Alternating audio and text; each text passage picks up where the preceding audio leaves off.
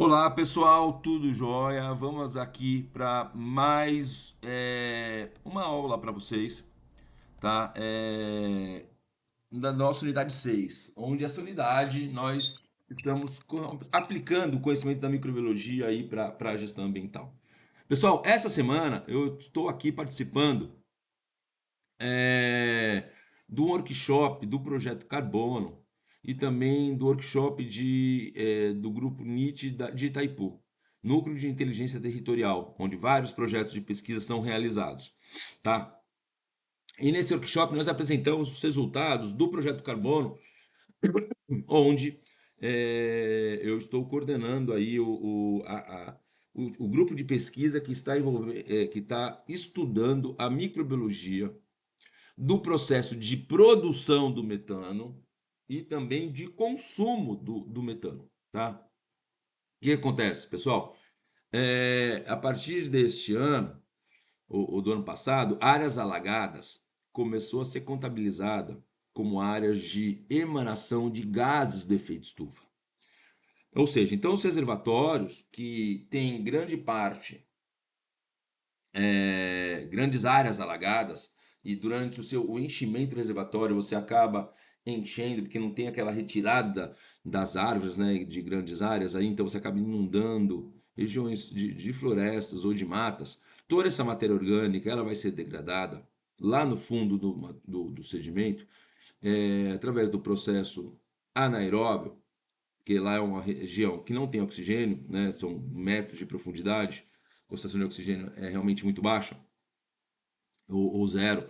E isso vai resultar na degradação anaeróbica da matéria orgânica, que vai formar o quê, pessoal? Vai formar o gás metano, tá? O gás metano, ele é 28 vezes, é, a capacidade calorífica dele é 28 vezes a capacidade calorífica do CO2, tá? E é um dos gases responsável pelo aquecimento global aí, o efeito estufa, tá? Então nós não podemos emanar metano. Apesar do metano ser um biogás que a gente pode utilizar ele para queima e produção de calor que vai gerar energia, a gente tem que tomar muito cuidado. Porque quando a gente consegue captar o metano e fazer isso, ótimo. Eu acho que é um biogás que tem potencial para geração de energia. Mas, quando não, esse gás entra aí na atmosfera, entra aí na parte aérea, aí, né? Ele sai dos reservatórios e ele contribui bastante, né, para o aquecimento global, porque ele tem uma capacidade calorífica, ele retém calor muito forte, né, de uma forma muito forte, mais forte que o CO2, 28 vezes mais. Então, frente a isso, estamos realizando um projeto junto com o Itaipu e junto com outras universidades, né, a Universidade Federal de Juiz de Fora, o Grupo Nupélia, da Estadual aqui do Paraná, a Federal do ABC, a Unifesp, onde nós estamos, então, estudando todo o processo, desde a emanação do metano no reservatório, tá? Quanto que metano é produzido lá no sedimento, quanto que esse gás ele está na coluna d'água dissolvido e quanto que faz a ebulição, quanto que ele sai do reservatório. A emanação de gás do efeito estufa no reservatório. Nós estamos determinando isso. E, né, esse é um trabalho que e estão vendo também o estoque de carbono em todo o reservatório, quanto tem de carbono para ver o quanto que esse carbono vai virar os gases metano e CO2, tá? Carbono quanto que entra através dos tributários, dos rios que chegam no reservatório, que traz esgoto de comunidades, né, de cidades, efluentes industriais ali, a parte a parte da agricultura ao redor, né, do reservatório, que é forte, que traz todos esses insumos que são utilizados, e também o quanto tem de biomassa aí nas macrófitas, nos peixes, no fitoplâncton, no zooplâncton, nos bacterioplânctons, ou seja, a comunidade desse comunidade, né, presente no reservatório, quanto isso tem de carbono. Tá? Então tem um grupo, o pessoal da Nupélia está fazendo essa estoque de carbono, outro grupo está vendo a emanação, e o nosso grupo, pessoal, o grupo da microbiologia, que é onde eu coordeno o grupo, juntamente com o professor Renato, o professor Brito também estão nesse projeto, e também o pessoal da Unifesp e da Universidade Federal do ABC, tá?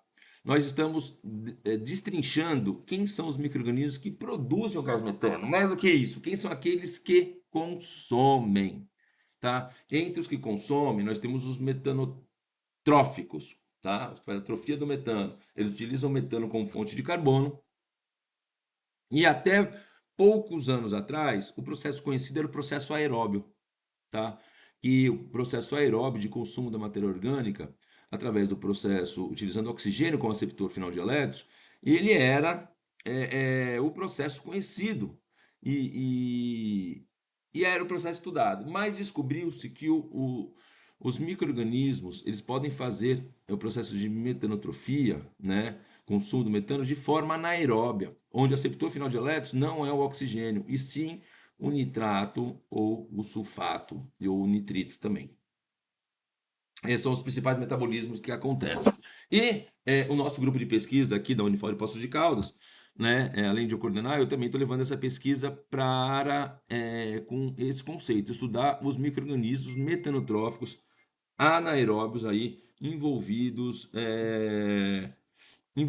no processo de consumo do gás metano do reservatório, tá? Com o objetivo de tentar entender quem que é a comunidade microbiana que está lá consumindo metano, que é essa comunidade para ver se ela tem potencial, se a gente consegue selecionar, enriquecer essa comunidade, até isolar micro-organismos e fazer um banco de cultura e produzir reatores que nós conseguimos confinar esses micro-organismos e tratar assim áreas que emanam gás metano. Ou então que a gente consiga, em campo mesmo, aumentar a atividade desses micro-organismos no próprio campo, às vezes com relações nutricionais.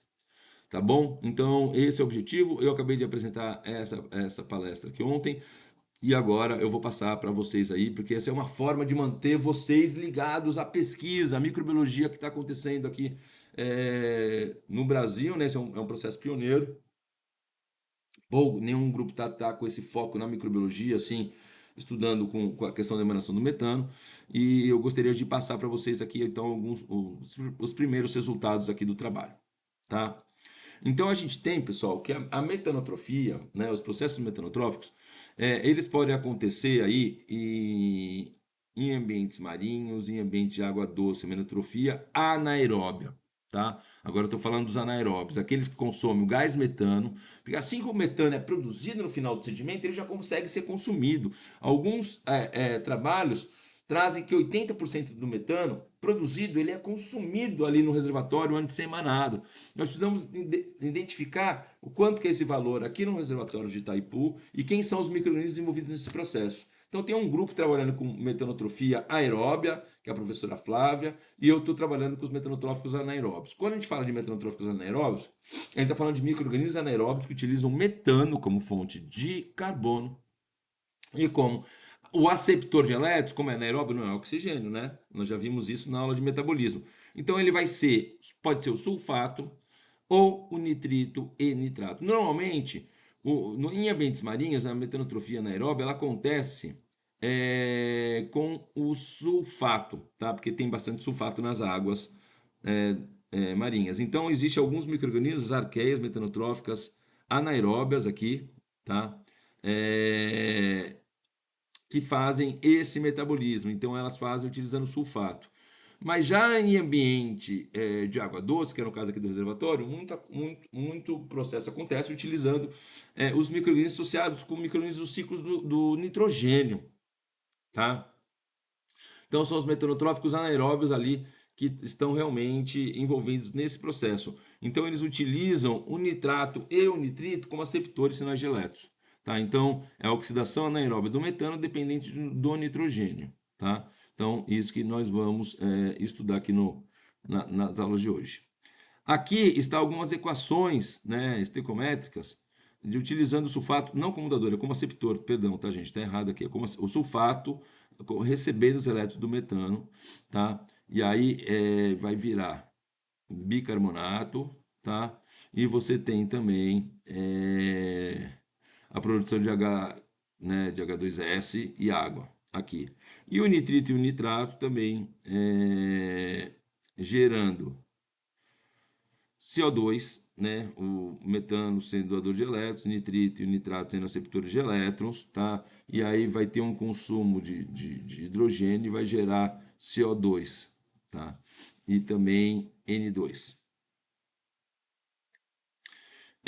Essa tabela ela traz alguns trabalhos, né, que já foram é, que estão ocorrendo aí, estudando as comunidades microbianas metanotróficas anaeróbias, estudando diferentes receptores de elétrons. Tá? Alguns trabalhos já estão realizados aí ao redor do mundo.